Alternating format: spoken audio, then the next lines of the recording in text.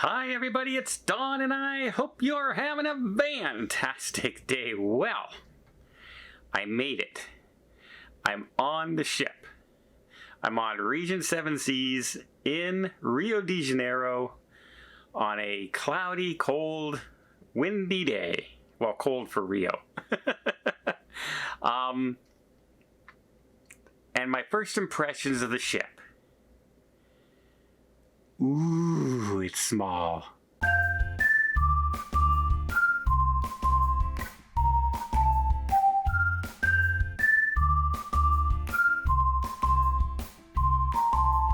Okay, so yeah, because I just got off the Icon of the Seas, this ship seems very tiny. In fact, I walked through the upper deck as I was coming inside to head to the buffet area, the dining hall, and I walked in through the door. The doors open like this, and I literally can see the other doors right there in front of me to get on the other side of the ship. And I feel like I can almost just reach out like this and touch both sides of the ship. But anyway, I made it here.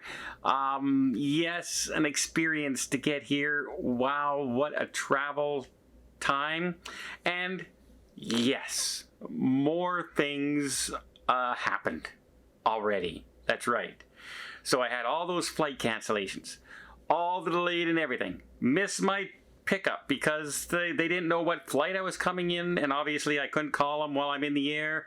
And by the time I reached them, it was too late. I just booked another car to drive me to the airport, from the airport to the hotel, and then arranged a hotel transfer to here. Very reasonable, by the way.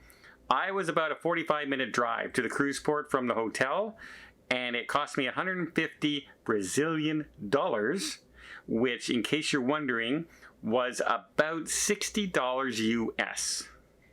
So pretty darn cheap for a private car traveling for 45 minutes. You don't get that in, Barcelona. You don't get that in Rome. You don't get that anywhere in the United States or Canada. So really very surprised by how little that cost. Next, we're waiting to get on board. There's a little terminal here. It's not huge. It's, it's a small ship, small terminal. And, well, we're waiting to get on, and finally we're about 11:30, they start letting people on. And there's no, okay, priority boarding, you can go first, or it's just everybody can get on at once. That's how small a ship is. So we started going through security, got my tag and everything to come in, and while getting on the ship was immediately handed a note that said they had a outbreak on board the previous cruise, which might have been why we were delayed getting on the ship a little bit, is because they had stomach virus on the previous cruise. And you can tell because when we went up to the little buffet area that they have on the ship, and I mean little, it's a small ship though, guys. It's not going to be the Icon of the Seas buffet. I'll show you it on a future video and everything. It's more like, oh, I don't know. It's almost about the size that you would go into a movie theater and get your popcorn and candy from. That's about the size of the buffet on board. But there was no plates. There's no utensils or anything anywhere. They were serving you. There was no grabbing food and taking it with you. They were serving it to you. Even their library, where the books are, they have closed. No one's allowed to take books out right now as well because of the situation that happened on the previous cruise. And there are a lot of people on this cruise that are doing like a combination. And I was looking at doing that. I was looking at doing either the cruise before this or the cruise after when I was first told I'm going to have this cruise. But the cruise after this, I was heading to the Sun Princess. Well, obviously, now that's canceled, so I could have booked something after this and continued on the ship. Also, the one before this, I was asked to go to the Icon, so I couldn't go on the previous cruise neither. So I was stuck with this 7-day cruise, and now people are trying to talk me into going on the cruise after this, which I believe is 11 days more. And it goes down to Antarctica. It's like a drive-by of Antarctica, shall we say. Which is very tempting. There's some reason there, because it's last minute, there's only a week left before the sailing. There's probably a good deal to be had, but again, I'd have to switch around all my flights and everything one more time, which is a bit of an issue. I don't know if I want to do that right now. So I'm holding off on doing that. I'll see how the sailing goes so far. I've already canceled one of my shore excursions on board because by the time I got to sleep last night, it was 2 in the morning, and I was up at 6. And that's after being up for 48 hours before that. So I'm exhausted, and my first excursion tomorrow was going on a schooner and snorkeling. And while I love doing that, I didn't bring my full face mask that I have that I like to swim with.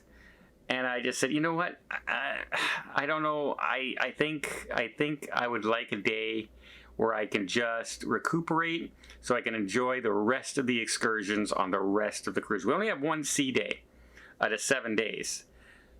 So I'm thinking, yeah, let's just wind that down a little bit, and we can see what's going to happen. But wow. I mean, the first thing you do, now we have norovirus on board. What else can possibly happen on this cruise? There are some people who told me that they had COVID on board. Well, every cruise ship right now has COVID. I would not be surprised. It's not to the point where everybody is, getting sick and ended up in hospital. Everything is, a couple people have to be isolated, and that's about it. I don't even know if they even have anything about getting off the ship anymore. I think if you have COVID, as long as you've quarantined for a couple days, they let you get off the ship, you fly home. So yeah, but the norovirus thing, and you can tell they're very stringent around the ship about touching things and what you have access to right now. So I'm very curious to see how the rest of this cruise goes. It's been you gotta admit, it's been a very mixed bag. So my first trip, flights delayed, flights canceled, finally get to Miami, get on the Icon. Icon's fun, beautiful, but I'm only on her 3 days, and then 48 hours of traveling, 38 of them straight, like in the air and at the airport. And finally get here, and the very first thing is, welcome aboard. We had norovirus or a stomach virus on our last cruise, and you got to be careful on this one. Yeah! But as you can tell, I'm still in good spirits. I'm here now. I had that thought in my head to cancel this cruise and just not go, but I decided, you know what? Let's muddle through. Met some friends on board already. Very glad to see them, and can't wait to spend a little bit more time on the ship and show you the ship. It won't take long. They have everything that you would have on a large ship. They have a theater. They have a buffet. They have a main dining. They have a pool deck. They have a casino. They have all of that stuff, just on a much smaller scale. Much smaller scale. Well, I'll show you more of the ship in the future in some of my excursions, and until next time, I hope you appreciate this little update. If you did, please give it a thumbs up. If you want to see more tips, more tricks, more travel vlogs from around the world, hit that subscribe button. Until next time, have yourself a safe and a great vacation.